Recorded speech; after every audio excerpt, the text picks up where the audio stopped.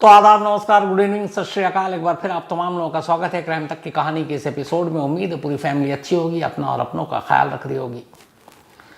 इस दुनिया में बहुत सारी ऐसी चीज़ें हैं जो रहस्य ही है और बहुत सारे लोग उसे ढूंढने की, उसकी सच्चाई पता लगाने की कोशिश करते रहते हैं। ठीक है, रहस्य को ढूंढना चाहिए, तलाशना चाहिए, बल्कि कहता हूँ कि हर एक के पास एक सवाल होना चाहिए, क्योंकि सवाल हो तभी जवाब मिलेगा। लेकिन कुछ चीज़ें, कुछ रहस्य ऐसी होती हैं और कुछ लोग ऐसे होते हैं जो उस रहस्य की सच्चाई को जानने के लिए ना मालूम क्या कुछ कर गुजरते हैं। अब सोचिए, हम सब यही कहते हैं, हम बातचीत यही होगी, एक इंसान पैदा होता है फिर मर जाता है, कहते हैं मरने के बाद शरीर यहीं रह जाता है, आत्मा चली जाती है, रूह निकल जाता है। ये हम सब जानते हैं। लेकिन एक इंसान की मौत के बाद उसके शरीर से आत्मा या रूह कैसे निकलती है, किस रूप में निकलती है, किस आकार की होती है, कैसे दिखती है, कैसा होता है, क्या निकलते हुए कोई देख सकता है? ऐसे बहुत सारे सवाल हैं। हर एक को ऐसे सवाल और उसके जवाब की तलाश रहती है। लेकिन ठीक है, सवाल जवाब तक तो ठीक है, लेकिन अगर कोई ये ठान ले और कोई ये जिद कर बैठे कि मुझे एक मरते हुए आदमी के शरीर से उसकी जब आत्मा निकले तो मैं उसको लाइव देखूं, अब आप सोचिए, तो फिर आप क्या कहेंगे? और ख़ासतौर पर एक ऐसा शख्स जो बेहद पढ़ा लिखा, खुद डॉक्टर की पढ़ाई कर रहा है, डॉक्टर बनने वाला है, और डॉक्टर तो मेडिकली, बायोलॉजी के हिसाब से एक इंसान के शरीर, जिस्म, उसके ज़िंदा रहने, उसकी मौत की सारी चीज़ें बता देते हैं। यहाँ तक कि मेडिकल में मौत का वक्त तक बता देते हैं, मौत की वजह बताते हैं। लेकिन ये कहानी एक ऐसे नौजवान की कहानी है जिसके दिमाग में एक सनक सवार हो गई कि वो एक किसी शख्स को मरता हुआ देखना चाहता है और फिर उसके शरीर से उस आत्मा को निकलते हुए देखना चाहता है। और इस देखने के चक्कर में वो क्या कुछ कर गुजरता है, आप सोच भी नहीं सकते। कहानी केरला की है, कहानी केरला के तिरुवनंतपुरम की है। और इसी तिरुवनंतपुरम में एक बहुत ही अच्छी, अमीर, पढ़ी लिखी फैमिली रहा करती थी, इसी तिरुवनंतपुरम के एक पॉश एरिया में। उस पॉश एरिया का नाम था नंथन कोड। इस नंथन कोड में एक घर में कुल 4 लोग रहा करते थे, हस्बैंड वाइफ, उनका एक बेटा और उनकी एक बेटी। हस्बैंड वाइफ दोनों ही डॉक्टर, नामी डॉक्टर। बट अब दोनों की उम्र हो गई थी, दोनों रिटायर हो चुके थे। जो पूरे परिवार के जो मुखिया थे, उनमें से एक कॉलेज के प्रोफेसर भी रहे, मेडिकल के, डॉक्टर जीन पद्मा। ये 58 साल की थी, जो वाइफ डॉक्टर साहब की, और ये एक डॉक्टर थे, रिटायर हुई। इसके अलावा राजा थंकम की उम्र करीब 60 साल। ये प्रोफेसर रहे, फिर डॉक्टर भी रहे, फिर रिटायर अपनी लाइफ जी रहे थे। इनके 2 बच्चे थे, एक बेटा और एक बेटी। माँ बाप चाहते थे कि उनके जैसे ही उनके दोनों बच्चे डॉक्टर बने। डॉक्टरी की पढ़ाई के लिए उन्होंने अपने दोनों बच्चों को ऑस्ट्रेलिया भेज दिया। पहले बेटी गई क्योंकि बेटी बड़ी थी, और बेटी के बाद फिर बेटे को भेजा। इनकी जो बेटी थी उसका नाम था कैरोलिन। कैरोलिन ऑस्ट्रेलिया गई, उसने अपनी डॉक्टरी की पढ़ाई की, वापस इंडिया आ गई। लेकिन जो उसका भाई था वो उस वक्त ऑस्ट्रेलिया में ही रहा, क्योंकि वो बाद में गया था तो उसकी पढ़ाई जो है बाद में पूरी होनी थी। तो बेटी कैरोलिन ऑस्ट्रेलिया से लौट आई, बेटा अभी भी ऑस्ट्रेलिया में है। बेटी का नाम है केडल जेनसन राजा, उम्र करीब 30 साल। केडल ऑस्ट्रेलिया में अपनी डॉक्टर की पढ़ाई कर रहा है। बिल्कुल सब नॉर्मल, ठीक है, छुट्टी होती है, घर आता है। इधर घर वाले भी खुश हैं कि चलो बेटा बेटी दोनों डॉक्टर की पढ़ाई कर रहे हैं। लेकिन इसी पढ़ाई के दौरान, मेडिकल की पढ़ाई करते करते, कंप्यूटर पर बैठते हुए, उसे पढ़ने लिखने का और अकेला रहने का बड़ा शौक था, तो वो कुछ ना कुछ सर्च करता रहता। धीरे धीरे एक दिन उसके जहन में एक ख्याल आया। ख्याल ये कि जब इंसान मरता है तो कहते हैं कि बॉडी यहीं रह जाती है, उसको या तो दफना देते हैं, अंतिम संस्कार कर देते हैं, लेकिन आत्मा जो है वो चली जाती है। तो शरीर, इंसान जब मरता है तो उसके शरीर से आत्मा निकल जाती है। तब उसके दिमाग में आना शुरू हुआ कि ये आखिर आत्मा दिखती कैसी है, आत्मा होती क्या है, ये निकलती कैसे है, क्या किसी को दिखाई देती है, क्या किसी ने देखा? बहुत सोचता रहा, सर्च करता रहा, रिसर्च करता रहा, गूगल पे बैठा रहा, मेडिकल की बुक पढ़ता रहा। फिर उसके दिमाग में एक बार खुद ही ख्याल आया कि अमूमन जब किसी की मौत होती है तो उसके आसपास तो कोई होता नहीं है, क्योंकि कब किसकी मौत आए किसी को पता नहीं चलता है। तो फिर उसने अपने आप को तसल्ली दी कि जब मौत होती है कोई होता ही नहीं, तो उस वक्त हो सकता है आत्मा निकलती हो शरीर से, तो इसलिए कोई देख नहीं पाती क्योंकि वहाँ मौजूद तो होते नहीं है। अब इसने कहा कि मुझे किसी शरीर से आत्मा को निकलते हुए देखना है। अब ये बड़ा मुश्किल, कैसे बताए कि कौन कब किस वक्त मरने वाला है। वो सोचता रहा, पढ़ता रहा, रिसर्च करता रहा, ढूंढता रहा, और उसके साथ साथ अपनी पढ़ाई करता रहा, और फिर उसकी पढ़ाई पूरी हुई और आखिरकार 2017 में वो ऑस्ट्रेलिया से वापस अपने घर तिरुवनंतपुरम आ जाता है। अब घर आने के बाद माँ बाप देखते हैं कि इसके अंदर बहुत सारे बदलाव हैं। पहले वो हर एक के साथ बड़ा सोशल रहता था, बातचीत करता था, दोस्तों से मिलने जाता था, बहन के साथ अच्छे से बात करता था। लेकिन जब से आया बड़ा गुमसुम, अकेला अकेला। ये पूरी फैमिली एक घर में ग्राउंड फ्लोर पे रहती थी और ये खुद फर्स्ट फ्लोर पे एक कमरे में रहता था। तो जब से आया अपने कमरे में ही बैठकर कंप्यूटर पे बैठा रहता। बहुत सारे रिलेटिव आते मिलने के लिए, तो पूछते कहाँ हैं, तो पता चलता ऊपर है। हाय हेलो से ज़्यादा किसी से बात नहीं करता, कभी नीचे नहीं उतरता। घर वालों को लगा कि कुछ दिक्कत है इसके साथ। वो पूछते भी कि प्रॉब्लम हो तो बताओ, कहता नहीं। और वो यही कहता था बार बार, मुझे अकेला छोड़ दो, मैं स्टडी कर रहा हूँ। घर वालों को लगा शायद पढ़ाई वढ़ाई की बातें कर रहा है या पढ़ाई के बारे में कुछ और करना चाहता है, लेकिन असल में वो लगातार आत्मा की तलाश में लगा हुआ था। काफ़ी दिन हो गया इसी तरह उसकी ज़िंदगी बीतती रही और आखिरकार एक तारीख आती है 7 अप्रैल, बल्कि 6 अप्रैल 2017। 6 अप्रैल 2017 की सुबह जब उठता है केडल, तो एक नए ख्याल के साथ उठता है। वो कहता है मैंने हर तरफ कोशिश कर ली और अब मैं इस नतीजे पर पहुंचा हूं कि आत्मा दिखाई तो देती है, लेकिन शर्त यह है कि एक आदमी जब मर रहा हो तो उसकी मौत के वक्त उसके पास खड़े हो जाओ और फिर उसे देखो मरते हुए, और जब मरते हुए देखोगे तो फिर आत्मा निकलेगी शरीर से और फिर तुम उसको देख लेना। अब ये इसके दिमाग में घुस गई ये बात कि आत्मा तभी दिखेगी जब मैं किसी को मरते हुए देखूं, लेकिन मरते हुए कैसे देखूं? अब अगला सवाल उसके लिए बड़ा मुश्किल। तो उसने कहा देखना तो है, क्योंकि इस रहस्य को जानना है, तो क्या करूं? उसने सोचा कि कोई लोग बीमार हैं, कहीं कुछ और है, किसी की उम्र हो गई, लेकिन इनका इंतज़ार करना पड़ेगा और मुझे इंतज़ार नहीं करना है, मुझे तो देखना है और आज ही देखना है। और ये बात है 6 अप्रैल 2017 की। अचानक घर के अंदर ही उसके फादर बाहर गए, बहन उसकी किसी काम से गई। अब घर में सिर्फ माँ और एक नीचे उसके दूर की रिलेटिव रहती थी, आंटी, वो घर में थी दोनों। अचानक इसने एक बहुत ही खौफनाक प्लान बनाया। इसने कहा कि एक काम करता हूँ, मैं अपनी माँ को मारता हूँ और जब माँ को मारूंगा तो उनके पास रहूँगा। मारने के बाद देखता हूँ कि जब माँ मरती है तो आत्मा कैसे निकलती है और वो आत्मा दिखती कैसी है। इसके बाद अब वो घर में बैठा मौके का इंतज़ार करता रहा। जब फादर और उसकी बहन निकल गए, उसने एक वजनी चीज़ उठाया और माँ के कमरे में, उस वक्त माँ बिस्तर पर लेटी हुई थी, जाके सर पे ज़ोर से मारता है। और मारने के बाद अब वो लगातार माँ को घूर रहा है, माँ चीख रही है। फिर देखता कि माँ अभी तो मरी नहीं है, तो उसे इंतज़ार नहीं होता। फिर वो दूसरा वार करता है, माँ गिड़गिड़ा रही है, लेकिन दूसरे वार के बाद माँ निढाल। अब वो वहाँ पर है और देख रहा कि माँ मरे तो मैं आत्मा देखूँ। अचानक उसे कमरे में कोई आवाज़ सुनाई दी। वो पीछे पलट कर देखता है तो जो नीचे उसकी आंटी रहती थी, जिनकी उम्र अच्छी खासी थी, 70 साल की, ललिता, वो शोर सुनकर कमरे में आ गई थी।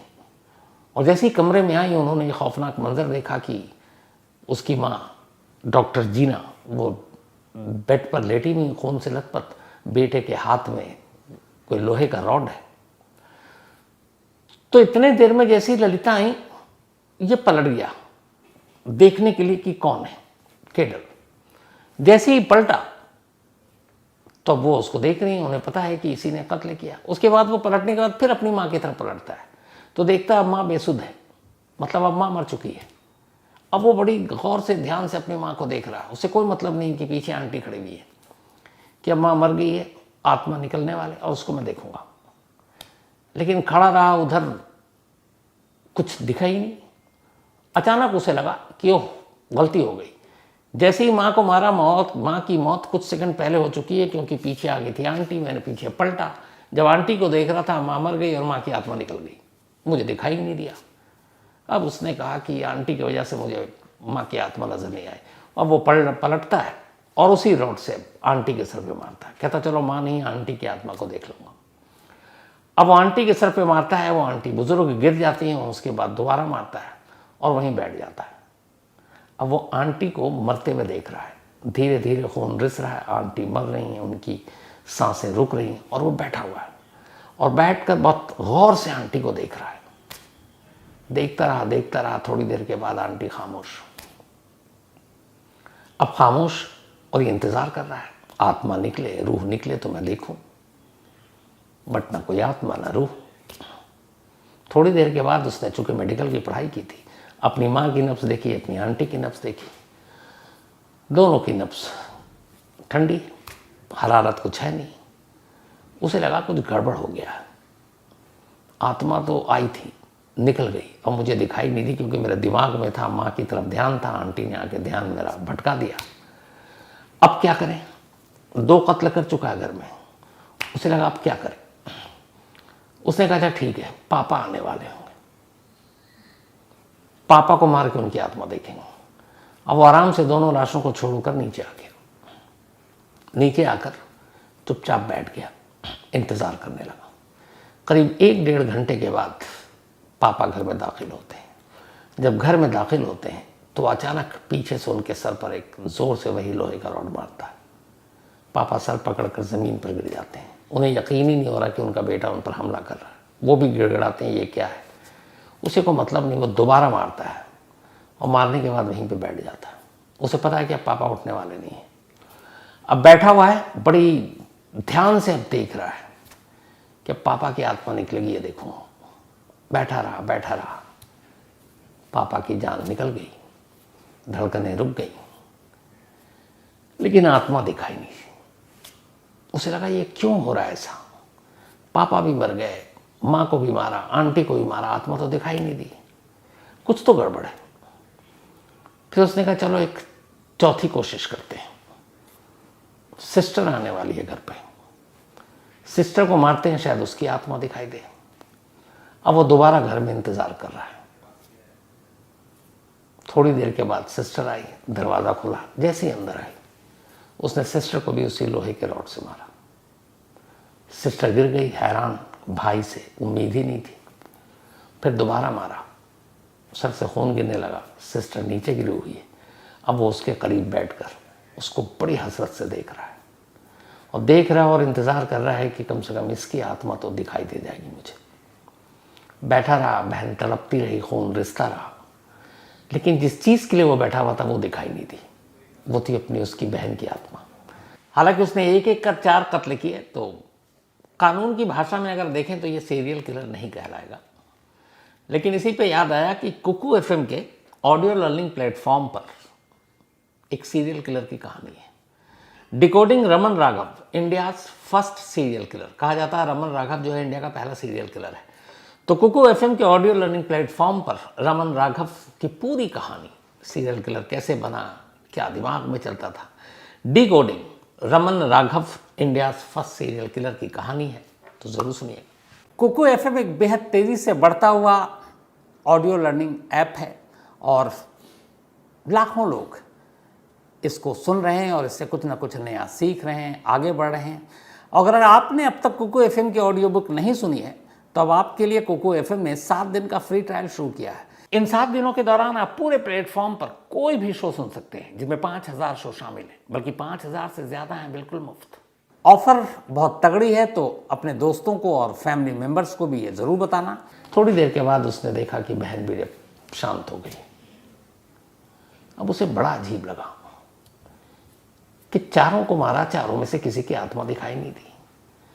फिर खुद ही अपने आप से बात करके वो खुद को दिलासा दे रहा है कि हो सकता है आत्मा उसी वक्त नहीं निकलती है, थोड़ा वक्त लेती है, शरीर के अंदर रहती है और कुछ घंटे बाद या हो सकता है 1 दिन बाद शरीर को छोड़ती हो, क्योंकि शरीर के साथ लगातार रहती है, अचानक क्यों छोड़ दें।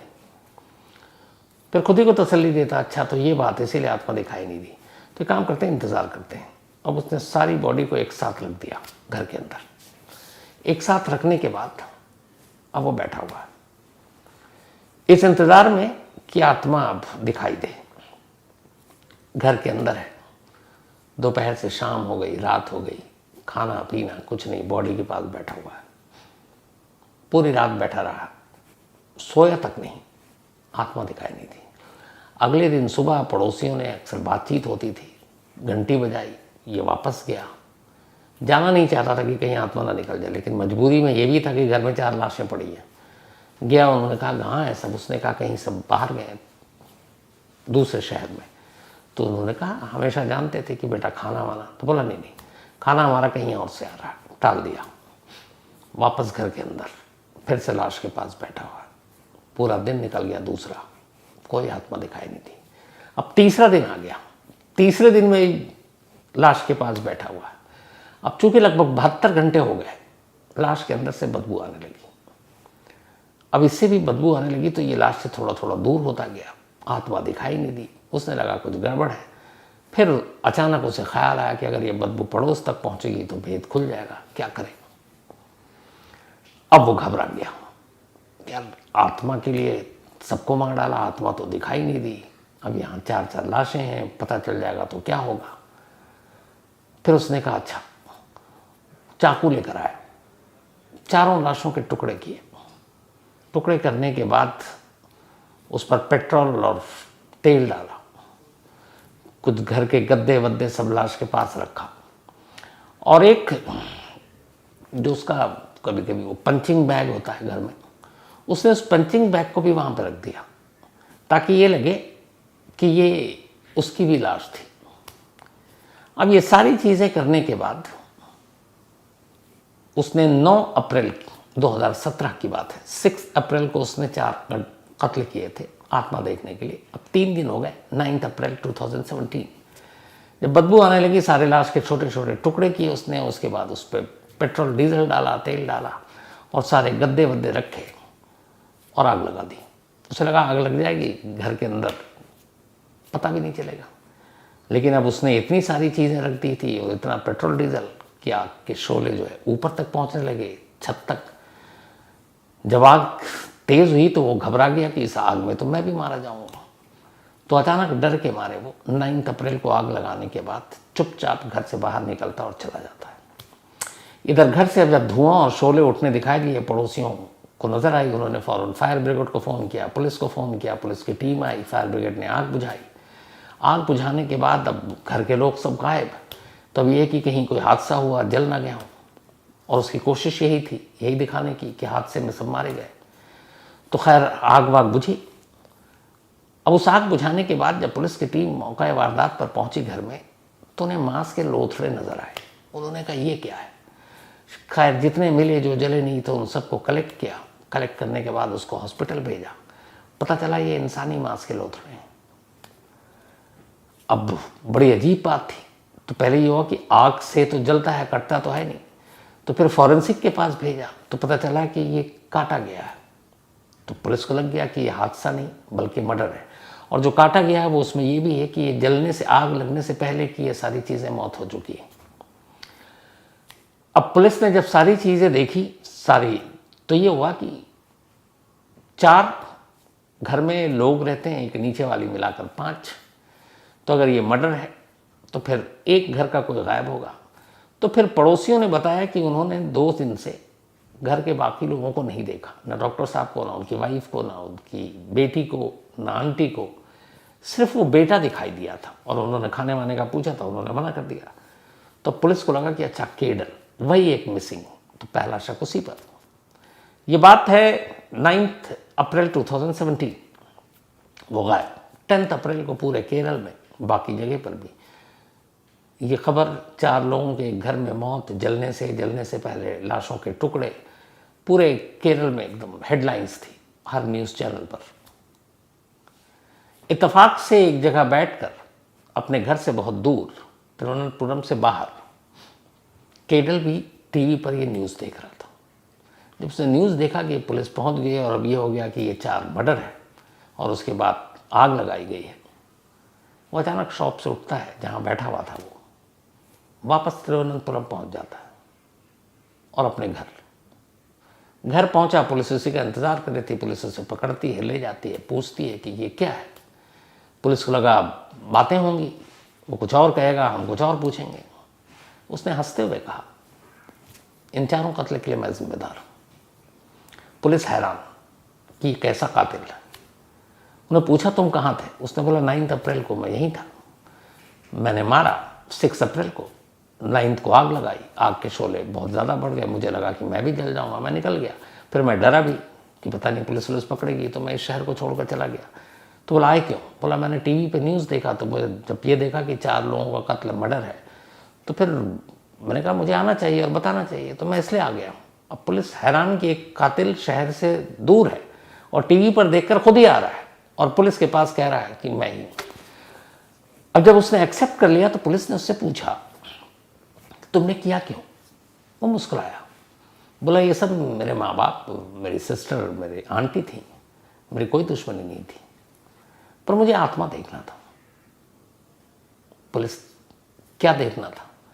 जब उसने कहा कि मुझे आत्मा देखना था, मुझे रूह देखनी थी, पुलिस वालों को कुछ समझ ही भी नहीं आया कि ये क्या है। ये कत्ल करके भागता है, अगले दिन लौट आता है, कहता है मैंने ही कत्ल किए, और अब कहता है मुझे आत्मा देखनी है। अब पुलिस को लगा कि इसकी दिमागी हालत का पता नहीं है। साइकेट्रिस्ट और बाकी लोगों को बुलाया गया। उन सब के सामने उसका यही बयान कि इन चारों को मैंने मारा। मारने के बाद मैंने एक एक कर बारी बारी से मारा, हर एक के पास बैठा रहा कि उनके शरीर से आत्मा निकलेगी, मैं देखूंगा, लेकिन कोई आत्मा ही नहीं निकली। तो इसलिए जब आत्मा नहीं निकली तो मुझे एक के बाद एक 4 लोगों को मारना पड़ा। अगर पहले ही मौत के बाद, यानी मेरी माँ के मौत के बाद मुझे आत्मा दिखाई दे जाती तो मैं अपने फादर, अपने सिस्टर या अपनी आंटी को नहीं मारता, लेकिन वो दिखाई नहीं दी तो मैं एक एक कर सबको मारता गया क्योंकि शायद आत्मा दिख जाए, पर दिखा नहीं। मैं 3 दिन तक बैठा रहा, इंतज़ार करता रहा कि शायद आत्मा लेट निकलती है, तब भी नहीं निकली। जब बदबू आने लगी तब मेरे पास और कोई रास्ता नहीं था, फिर मैंने लाश के टुकड़े किए और आग लगा दी। और ये सारी चीज़ें वो हंसता हुआ बोल रहा था। पुलिस भी उसकी बातें सुनकर उसके करीब बैठकर डर गई थी कि कैसा है नौजवान। खैर बाद में उसकी साइकेट्रिस्ट बाकी लोगों से वो हुआ, फिर ये पता चला कि इसके दिमाग में कुछ खुराफात है।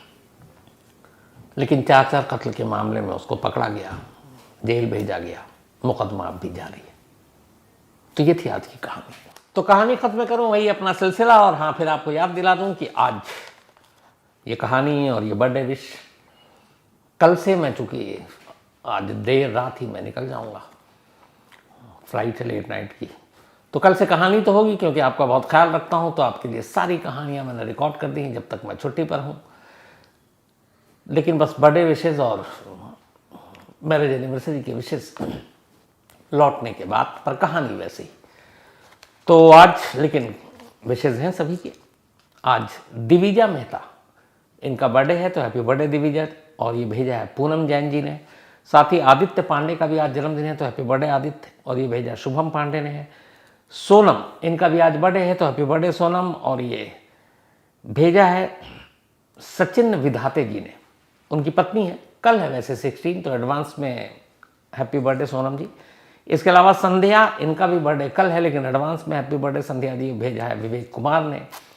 साथ ही गुड़िया जी और नीरज जी, इन दोनों की एनिवर्सरी है, तो आप दोनों को बहुत बहुत बधाई, गुड़िया जी और नीरज जी। भेजा है आकाश, शिवानी, मीमू, उमय, अमित, अनूप, पूजा और रश्मि ने। इसके अलावा हश्मी बानो और शमशुल हक, इन दोनों की एनिवर्सरी एडवांस में आप दोनों को बहुत बहुत मुबारक, हश्मी बानो और शमशुल हक साहब। साथ ही यशवंत